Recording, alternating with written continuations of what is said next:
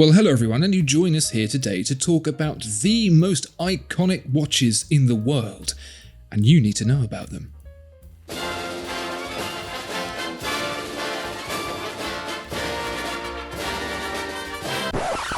Well, hello there, Tom. Are you a fan of an iconic watch? I love an iconic watch, but you know me, I'm a very subtle guy. I can't carry off anything that's too eye-catching. I don't think that's very fair on yourself. I think you could rock it if you tried it. Why don't we pick 10 iconic watches between ourselves, and we'll see if we feel a little bit differently at the end. Why don't you go first, Tom? Okay, I've chosen the most iconicest of watches. Yep, that's a word. Of course, I'm talking about the Audemars Piguet Royal Oak. It's undeniable, arguably one of the most recognisable luxury watches ever around. You've got that octagonal bezel, the octagon being the strongest shape. That's why you see them all the time in bridges. That's maths. You've got the hexagonal crown with those hexagonal screws, impossible screws as I like to call them. The tapisserie dial, of course, or the waffle dial if you will. I love going to the tapisserie in the morning and getting myself a nice pastry. Exactly. But all these elements they're almost forgettable on their own, but when they're all together, it just creates this very, very powerful, striking angular watch. And I think it is very sort of linked to 70s brutalist design. Obviously, Gerald Genter famously scribbled it on a napkin the day before it was due to release or something. But it sort of transcends that now. It's its own thing. I think the Royal Oak is it's the first clickbait in the watch industry. Right. Mr. AP, whoever the CEO was at the time, said, I need something that is completely different. Like, make this thing jump out and grab your eyes and not let go. If you draw a crown, look at all the other crowns and just draw it different just because. If you're going to draw a bezel, look at all the others. Do the same. Make it as different as possible. That's what it was all about. It was supposed to be deliberately, specifically iconic, so people would spend big money on it. Still works. Definitely, yeah. I mean, iconic watches and very famous watches and famous brands run the risk of oversaturation and people, they can sort of tire of it a little bit. But I think you're in denial if you say you don't want a Royal Oak. I think secretly you do. Everybody does. I'll be interested to see how long that lasts for, because it did fade after time the first time around, and I imagine it will fade after time again. A bit like bell-bottom jeans, Tom. That goes around every now and then, doesn't it? Yeah, it all goes around, but it never really goes away. Well, Tom, from a watch designed on a napkin to a watch that is modelled after the Renault FT17 World War I tank, this is the Cartier Tank. Did you not know that? I didn't, no. I just thought it was French for something classy that I didn't know about. No, it's literally Louis Cartier. He went to war. He saw a tank. And where most people would think, run, death, panic, he thought, I'll draw that and make a watch out of it. So when you look at the Cartier Tank, it does come in a number of different shapes, but ultimately the tank still has that straight lines down the side around the body. It's the plan shape of a tank. The two parallel brancards are an established signature of the tank watch. Yeah, that. A quick check in Google Translate, brancards translates to stretcher. So if you look at it another way, it looks like the dial is being stretched off the pitch on a steel stretcher. Fascinating how elegance has been drawn from basically Louis Cartier's PTSD from World War I. It's not the first time it's happened in Cartier that misery has been turned into luxury. You've got this. You've got the crash. Remember that one? Oh, yeah. That's a rumour, though, isn't it? I just think someone accidentally left a Ballon Bleu on the stove or something, and that's what came out. The other hot tidbit on the tank is that the ones with the bracelet, they have been specifically designed that from the side profile, they form a tank track. They're so good. Clever, aren't they? It's not my favourite bit, though. Are you going to say cabochon? Cabochon. I don't know what it is about it. You know, I think it's just a little extra touch of class that you don't get with other watches, do you? It kind of transcends the ordinary watch, you know, a little jewel. It's not something that you see. I'd love to have more sort of spinels attached to things in my everyday life, you know. I think they're quite fun. You almost want to sort of pry it out the crown and then, put it in the recess in the coat of arms above the fireplace, don't you? Yeah, like... Yeah, lovely. So my next undeniable icon of watchmakery is the Grand Seiko Snowflake. When I first saw this watch, I think you handed it to me to take pictures of. I've never seen one before. You said, this is a snowflake and there's a snowy texture on the dial. And I thought, oh, hello. What watch dials can be escapism now? I'd never really seen anything like that. That texture was sort of almost kind of transportative a little bit. It was like, oh, wow, that's really cool. Like, watchmakers always strive for that combination of fine arts and engineering. And I thought that was just really perfectly represented on this dial. Plus, you had that blue second hand with that perfect sweep, thanks to the spring drive. And those two together is just an irresistible combination. That snowy textured dial and then that smooth sweep of the second hand is just so good. It's just a stunning watch, isn't it? It just looks so fresh, the white and the blue together, and then you've got that high intensity titanium case. Yeah, it's a personal favourite of mine, and I think it's a true icon, and again, it's hard to argue with, isn't it? Yeah, absolutely. It's so serene, that watch. Yeah. It's like the snowy Japanese equivalent of the eyes of Hypnotoad. You just look into it and you can't look away. You spend time being there in that place. The translucency that's in there, the delicacy of it, and that sweep of the second hand, just for a split second moment, you feel like you're somewhere else. Tom, have you heard of a little watch called the Moon Watch? You'll notice the Moon Watch. Yes, you notice the deliberate absence of a particular letter in those two words. I have indeed, of course, heard of a Moon Watch. Do you remember what was happening in 1969, Tom? I don't remember it. I mean, I've seen footage. You don't have any brain footage of it? Yeah, no brain footage. In 1969, many things happened, but two specific things happened that are worth mentioning in this context. One, Hoyer, Breitling, Hamilton, and a few others came up with the first automatic chronograph movement. Cool. Pretty cool. Contrast that with the other thing that happened. Buzz Aldrin, Neil Armstrong, they stepped on the frickin' moon. Those crazy guys. It's hard to believe that those two things, like, oh, we put a rotor weight on a chronograph and we went to the moon, happened in the same year. Yeah. When I grew up, we had Jackass. Almost as dangerous as going to the moon. But the watch that went to the moon wasn't one of those automatic watches. It was the Omega Speedmaster. Now, some might say it was in the right place at the right time. Others might say that it was perfectly suited for the job. Whatever happened, I personally think it's one of the most iconic watches ever, because it's the only watch to have ever been involved with humanity's greatest achievement. Yeah, that line there sort of almost overtakes it, doesn't it?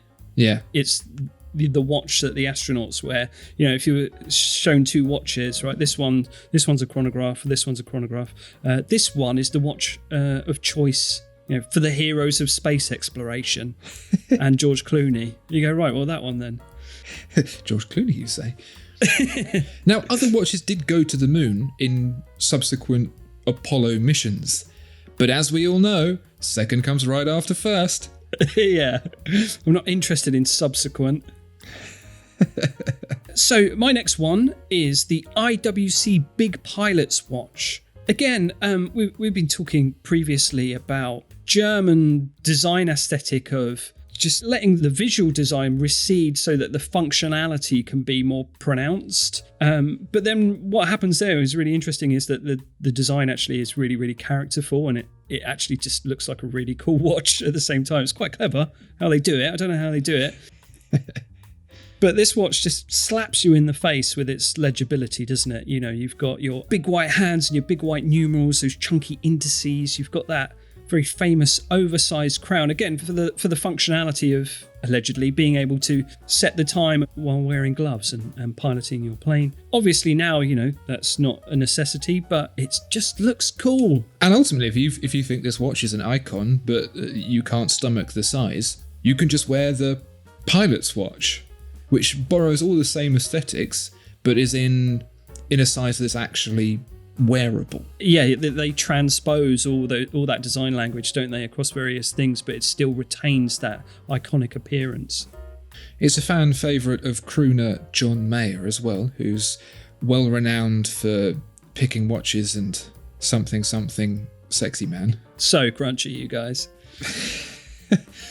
From one pilot's watch to another, Tom. This is in the era when individuals started to take to the skies, and clubs of aviators would join together, and they all collaborated to knock on the door of Mr. Willie Breitling to make them a watch. He had the Chronomat, which was a chronograph for mathematicians and could be used by engineers, mathematicians, scientists for working out cool things in the lab. But they wanted a version calibrated for pilots, because back in the day you didn't have computers and wizardry. You had to fly along and go, how much fuel have I got left and will it last? Oh, I don't know, 10 divided by 1 times 3. No, I'm going to die. And the Breitling Navitimer was the watch that they used to calculate it with.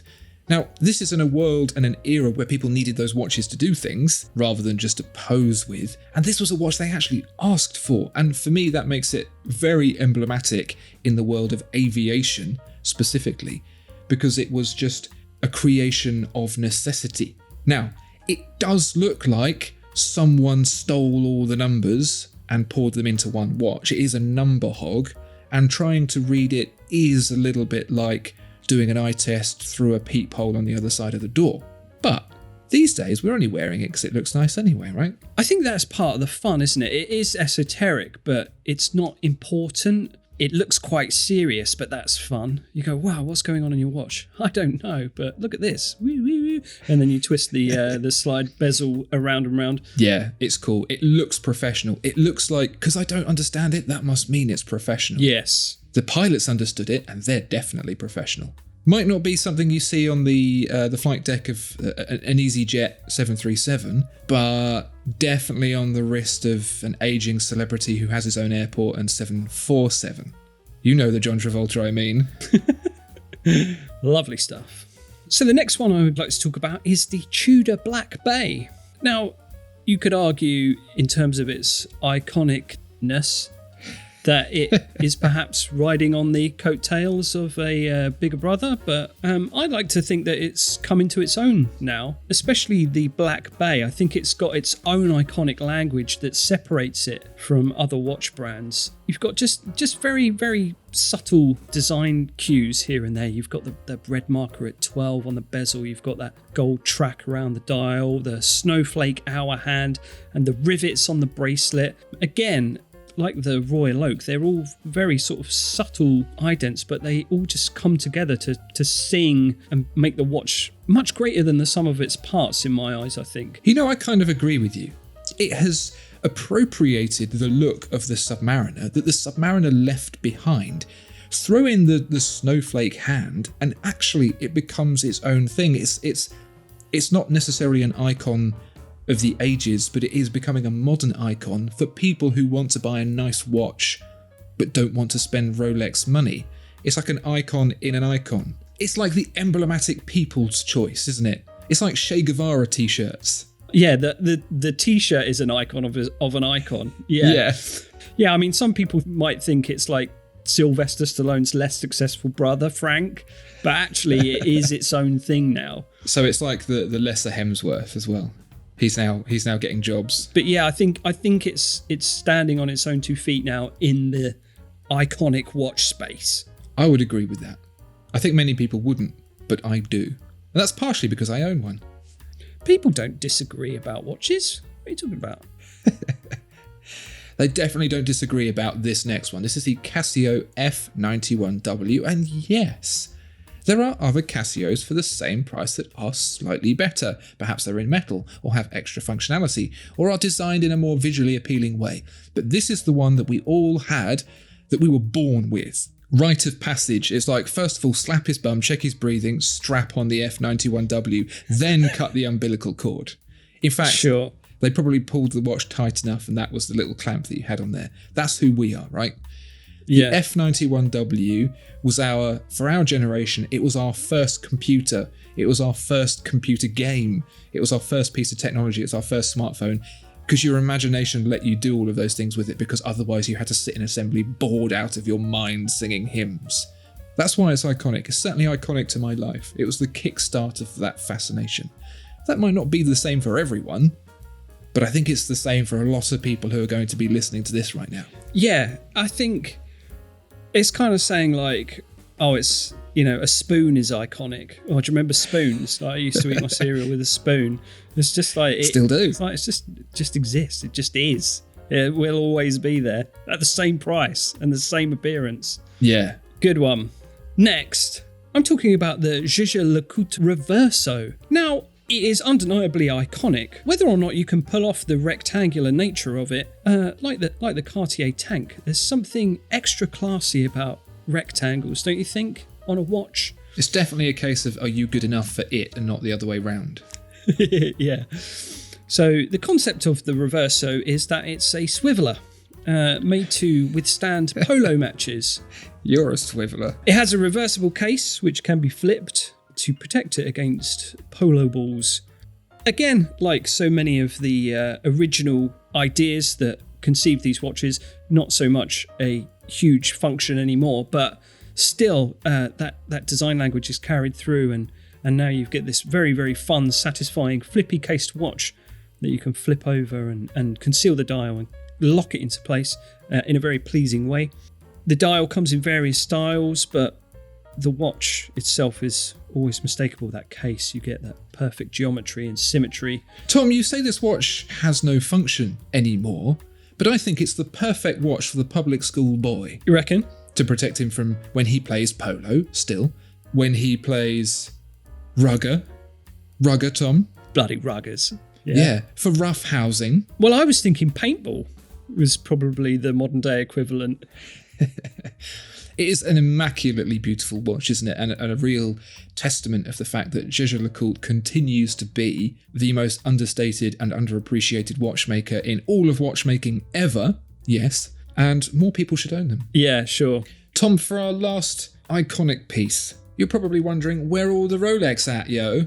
Well, here's one. It's the Daytona. Of course. How much more iconic can you be than being worn by Mr. Paul Newman? Than by having a wait list since about 1991? Than being the depiction of the chronograph watch whenever anyone refers to a chronograph watch? This will be the watch of the ages. When archaeologists in the future wonder what we were doing mucking about with mechanical watches still when we had spaceships, it will be the Daytona that they will use as the example in their PowerPoint presentation. It's not the best, it's certainly not the worst, it's not the most beautiful, it's not the most complicated, but it is the most. Do you know what I mean? It's the most iconic. That's the one. Absolutely. Yeah, it is, isn't it? It's like the Royal Oak brought the 70s design into focus. The Daytona did the same thing with the racing chronograph watch. It just brought all that stuff into focus, and then it was like, right, done. Print it. Yeah. Lest we forget that after the quartz crisis, the Daytona's popularity is really part of what made Omega skirt the line between failing completely and going bankrupt and coming back again. It paved the way in the modern era for us to appreciate the chronograph watch. And we've got to thank it for that, at least. Yeah.